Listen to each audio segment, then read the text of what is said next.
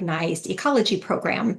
Um, he One thing that I think is really exciting about Moses's work and that will be relevant to a lot of us here with DevSCA is that he really works at the intersection between university students and elementary school students and has really this pretty incredible program at the University of Arizona where he brings university students to local elementary schools to work on school gardens, including doing a bunch of really interesting studies on sustainable agriculture practices. These elementary schools where he works also tend to raise chickens, and the elementary school students are learning about gardening. They're taking care of chickens. They're kind of selling some of the produce and eggs in their schools. And it's a great integration, in my view, of um, research uh, and having students at different learning levels work together in meaningful ways for development, both of university students as well as elementary school students. Um, so including my daughter, and so that's kind of the personal part of this. And um, last semester, and this was truly a highlight of our experience at the University of Arizona, was working in the school gardening program with Moses. So with that, I'll turn it over to you, Moses. Thank you so much for your willingness to be here with us today. Yeah, thank you. I am just getting my screen up.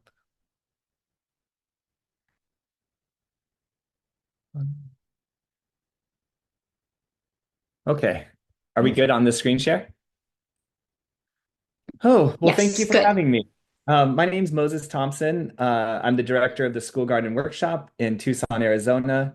My formal training is actually in school counseling. And so that was my entry point to gardening. In 2006, I was hired as the school counselor at a small school, a neighborhood school on the west side of Tucson, and was really struggling to connect with the families, connect with the students in an authentic way. And I got to the point in my practice where I felt like the ways I was trained to do counseling with kids was almost as anxiety producing as it was therapeutic for this guy not from the neighborhood that they didn't know that would come and pull them out of class when they were in crisis and take them to this sterile office that might as well have been the principal's office. They knew I was going to call their parents. And then we would try to play with some toys, or I would read books or do play therapy with the students to try to address um, whatever anxiety or trauma those students were going through. And it didn't feel good to me, and kind of stumbled into gardening and as a way to better connect with the neighborhood and better connect with the students, and really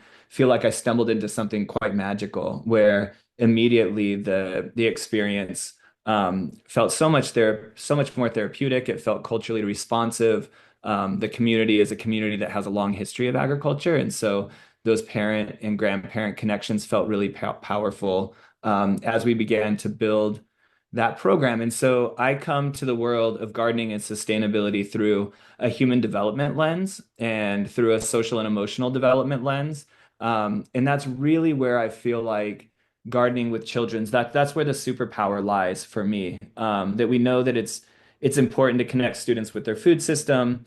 We know that it's an amazing way to teach kind of conceptualized science and to expose students to the way systems work, and ecosystem science, all of those things. But really where the magic lies, I think, is what happens when students grow food together in community, and the way that they feel about themselves and the way that they feel about their abilities to face grand challenges. Just a snapshot of the program. Um, so at the heart of our program is this university public school district partnership. And so the University of Arizona and the Tucson Unified School District, it's a large urban school district that serves about 40,000 students, have a formal agreement around our program where both institutions help fund salary and staff and field supplies. And on the university side of the partnership, we run an internship program. And so this is a picture of one of our internship cohorts. It's a credit-bearing course. So students from the university across disciplines, I think that we're cross-listed in 11 different majors. So you can take our internship and satisfy internship requirements in family consumer sciences, in all of the environmental studies and environmental sciences, public health, nutrition. There's 11 different programs. Even Spanish is a major. We work in bilingual schools, and so we can put Spanish speaking students in there and they can do internships towards their Spanish majors. So we each school year we place and train about 100 university students, and they all do 6 to 8 hours a week in school gardens across our network. We support approximately 70 active school gardens across the Tucson metro, so it's a big network of school gardens. We do a lot of ongoing professional development training for regional educators, so K-12, preschool through 12th grade educators. It's a part of the benefits of the university the school district partnership. All of the certified teachers in the district are required to do ongoing professional development training to maintain their teacher certifications. And so we've infiltrated that system where the teachers do training with us and they earn their continuing education credit to maintain their certifications. And so in that respects, we're not asking the already overworked classroom teachers to do more work, but we become an option, and it's a good option. And it's an option that's a lot more engaging than going and doing a training on state testing or doing a training on, I don't know, some math intervention. They can actually come and we do hands-on work in the gardens and talk about how to integrate the curriculum across the different core subject areas. And then we do a lot of national consultation training and support as well. So I'm going to go back to the title slide that I had. This is a photo that I took in 2012. So we started gardening at Monzo. I was the school counselor. By 2012, we were growing a lot of food. And so we started doing neighborhood markets for the students that go to that school. We've trained the students to harvest, the food handling, the processing. They would stage the market cart. We would trade them on customer service and money handling, and then they would run these markets. And so this is just one of the markets, and I snapped a picture. The little girl handing the carrots across the table. She was in fifth grade at the time, and her name's Kaisha. And she was one of those students. She was with us from preschool all the way through fifth grade, and she had a younger sister at the time that was in third grade. And they just were all about the gardens. Any excuse they could find to be in the gardens, that was really their thing. And it wasn't just the kids that was remarkable, but they live with a single mom, and their mom was at school early, would stay late, would ask if she could volunteer in the gardens on the weekends and then in the summer, and was asking for compost and asking for seeds and soil and asking for help finding a good spot in their yard to build a garden, and asked for help building a chicken coop and got chickens, and would come to me and say, my kids keep bringing up home all of this produce and I don't know what to do with it. What do I do? How do I cook this stuff? And I'm just like, I don't know either. Like, I'm trying to figure that out too. And she's like, I'll buy a juicer. I'm just going to start juicing, doing smoothies and juicing greens with fruit. And so it was just really a remarkable family, to the point where I pulled mom aside and I was like, Mom, like, you are so inspirational to me, that this work we're doing with your family means so much that you're taking it home, and it really feels like it's had an impact on your family life, like outside of the school day. Like, what is it to you? Like, why is this work so important to you? And she got kind of choked up, and she said, I had my children young. I'm a single mom. I know what it's like to have to live without the resources that I need. I know what it's like to have to live afraid of what the future holds for me and my children. I know what it's like to um, have diet-related illness in my family and not want that for my kids. Um, and she said, when I grow food, I feel like I can reclaim hope. I can reclaim the health and wellness of my children. I feel like the sun is breaking on the horizon, and that life is going to be okay. I feel a sense of agency. And that was that it was pretty early in my practice. And I knew that kids really loved gardening, and I knew that we were connecting with the neighborhood and some of the cultural stuff. But that was a light bulb moment where I was just like, oh my God, like this feels powerful. And I feel like we're not even paying attention to the most powerful part. That we're like, okay, we know that connecting with the natural world can be therapeutic. Like there's a whole body of research around that. And we know connecting kids with their food systems has lifelong impacts. And we know young exposures to healthy eating has good lifelong implications. But this part about feeling a sense of agency and feeling like you have the ability to tackle grand challenges, like that was the light bulb moment. And that really was the turning point in the way that we began to look at our programming. And so we have a theoretical framework that we use when we do research that we feel like explains this phenomenon. And so self-determination theory is the theory that we've centered on. And so it's a very easy theory to understand that really when you think it's a motivation theory. And so we all know that there's basically two forms of motivation, extrinsic motivation and intrinsic motivation. And there's a lot of research around motivation. And so it's universally understood that extrinsic motivation is fast on and fast off. But unfortunately, especially in K-12 education, actually in higher education too, extrinsic motivation are the levers that institutions pull to try to motivate students. And so young, like at the elementary, middle school, high school level, it's like we use attendance and attendance rates as extrinsic motivation, test scores as extrinsic motivation. Behavior plans as extrinsic motivation. In elementary schools, like token economies where students can like earn some sort of like reward for good behavior, extrinsic motivations. Then, at the university level, there's grade point averages and scholarships and cum laude and honors, and all of those are in extrinsic motivation levers that we pull to try to get the best performance we can out of students. But research tells us that's fast on and fast off. There are not lifelong trajectory changes that happen because of extrinsic motivation. Where the magic is that intrinsic motivation piece, like from within, like what inspires us. And so this motivational theory says that there's basically three ingredients that unlock extra or intrinsic motivation, and that's autonomy, competence, and relatedness.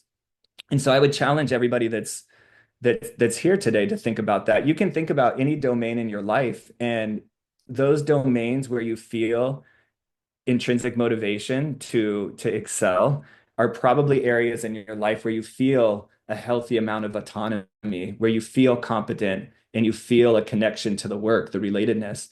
And the flip side of that coin, you can probably think of a domain in your life where you're not inspired, and you probably can diagnose, like, is it because I don't have autonomy in this domain? Is it because I don't feel competent? Or does it feel like I don't have a connection to the work? Do I feel like I'm not related? And so for us, this is a theory that really we feel like works, and explains kind of why working with kids in school gardens can be so powerful, because working with kids in the garden is a dynamic space where we can allow for autonomy. To grow food is mastery learning. That is an exercise in competence. It's not easy. And anybody that grows food fails. Anybody that grows plants kills plants. And so it's an exercise in persistence and learning from your failures until you get mastery. And so the competence is there when you work at it. And then the relatedness, every culture has food, every culture grows food. And so there's really opportunities for gardening to be culturally responsive and to work as a mirror for students to be able to see themselves in their own food heritage and culinary heritage in the curriculum. And so this breaks it down just a little bit further. Why gardens? So again, gardens provide that autonomy, that there's spaces where there's the students can have some say in what they do, and there's multiple approaches to different challenges that come up. There can be decision making and group decision making, the competence piece, the mastery learning. I think the competence piece too in schools, a lot of times, when students do an assignment, the assignment kind of hits the waste paper basket at the end. But when we're growing food, there's some authenticity there, that you're doing something, you're growing something that you can eat in community or you're growing food that you can distribute in the community.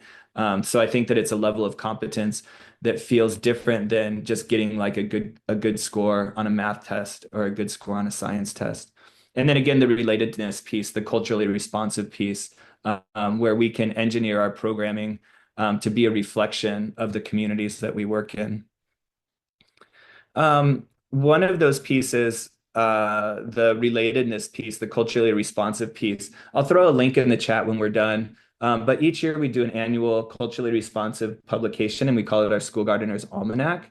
The little piece at the top with the moon, we had a community member that wrote this piece that about how to garden in concert with the phases of the moon. And so that was some community knowledge that made its way into our almanac. But this almanac, this handbook that we published, these are our guiding principles that knowledge and expertise lives and breathes in our communities. And I say that as a university that loves to brainstorm solutions for communities they're not a part of and parachute those solutions in and then wonder why they don't work. That reflected cultural identity and lived experience, cultivates learning. Plants and people thrive when rooted. That local knowledge is the best knowledge, and that attunement to natural cycles grows resilient plants and resilient peoples. And so, again, I'll throw a link. We've got 3 or 4 years of almanacs on our website that you can download or you can look through. And this is my last slide, and I'm back to the little girl holding the carrots across the table. So that was 2012. This photo I took yesterday. So Kaisha is now a junior at the University of Arizona studying plant sciences. She credits her career trajectory to our program, and she's now a student worker working back in the gardens that she frolicked in as a little kid. Now she's the grown-up working with kids that stood where she once stood. And we feel like this is our program at its best when we can work as a feedback loop and take folks from the community, provide that inspiration and guidance, and then they're the folks that go back to do the work in the communities where they live because they do it best. And that's it. And I'll open it up for questions or discussion. And I'm going to stop screen sharing. Thank you so much, Moses. What a great overview of this really inspiring program. Kim, I see you have a question. Hi, Moses. Thanks so much. That's awesome. My daughter's at UA as well, so very cool. Tell her to take my class. There you go. I'll send her over. Yeah. So just a question. I mean, like kind of like I put in the chat, like the mental health and well-being and happiness and joy of putting your hands in dirt and making something grow just feels like such a great kind of an outcome. Can you say more about either what you have been measuring or what you think everyone should be measuring in this kind of work? For sure. I'll talk a little bit about maybe the most recent research project that we did. During the pandemic, we wrote and received an NSF rapid response grant. So rapid response grants usually are targeted at like natural disasters, like a hurricane comes in and somebody has a research question and it's time sensitive. And so we framed our proposal looking at COVID-19 as a natural disaster. And we knew that the mental health impacts is what we were looking at. It hit close to home for me because I had a kindergartner who did kindergarten year on Zoom, and it was just a train wreck for their social and emotional development. And as somebody that studied human development, I was watching him miss developmental milestones as I tried to log him on to do kindergarten via Zoom.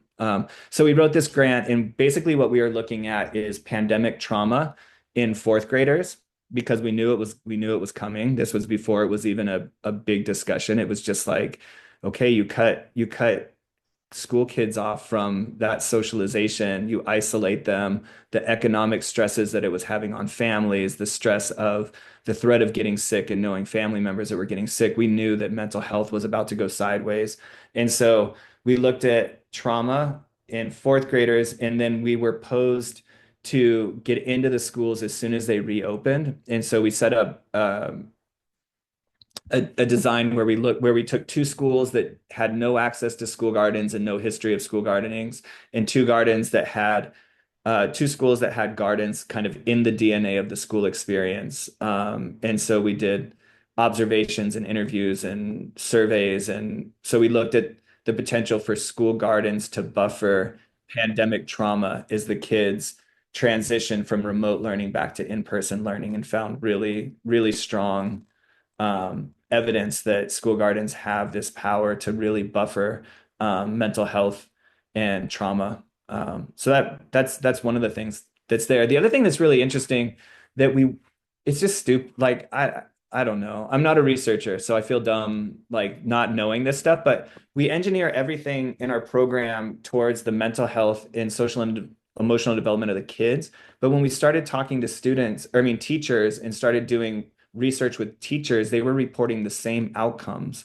And so working in the gardens and connecting with nature, all of these things, we had teachers saying that like I'm hanging on by a thread, but the garden lets me reset, and the garden gives me a moment to be mindful. The garden gives me hope for the future, and the garden inspires me to become a better teacher. So we think that those therapeutic benefits aren't just for the little kids or for all the practitioners and for the university students as well. Um, it Teaching before the pandemic and after the pandemic, I don't know if the mental health stuff was always there, but just below the surface, and now it's more normalized. But it's unbelievable the mental health stuff that's going on with university students. And now we just hear back that the class is a godsend for their mental health. That for them, it's, they're going out and doing good in the community, but it also is a way for them to like just it's self-care, just to deal with their own mental health stuff by taking the class. That was a long answer. Sorry. That was a really helpful answer. Um, do we have time for one more question, Jenna? Maybe I can ask a question unless anyone else wants to jump in. Um, would you be able to talk a little bit, Moses, about kind of some of the direct connections also with climate change of the work that you're doing, some of the things related to sustainable agriculture practices that you're working on with the students or things like that? Yeah, for sure. We really tie our work into seasonality, and we students when we attune students to seasonality and the kind of hyper local seasonality of where we're at, they can see that things aren't right. And so it's not about us like telling them that climate change is a thing. It's about them saying this is our winter, this is our winter rainy season, and what happened to it. It's like it's almost 100 degrees here today. And so because the kids are attuned to the seasons, attuned to the phenology, we do a lot of phenology, and they know that the phenology is really wacky right now, that we're not quite into April, but all of our April bloomers have been blooming for a month, and the students know that. And so we feel like that's really powerful. The autonomy, competence, and relatedness piece and intrinsic motivations towards solving grand challenges.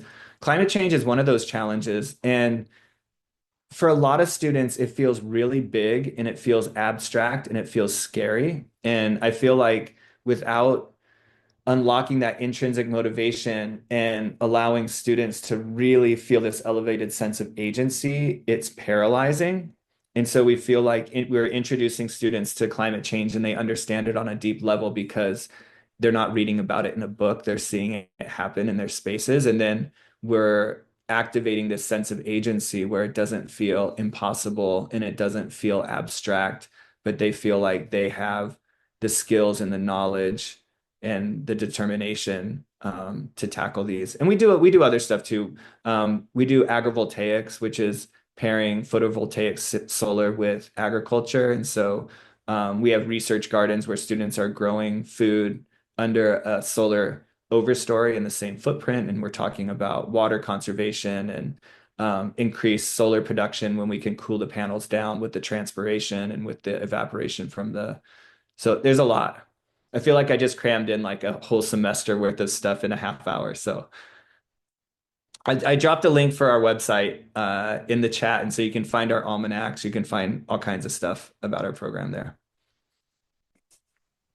Thank you so much, Moses. Really, I'm grateful to you for sharing your wisdom with us today. Thank you.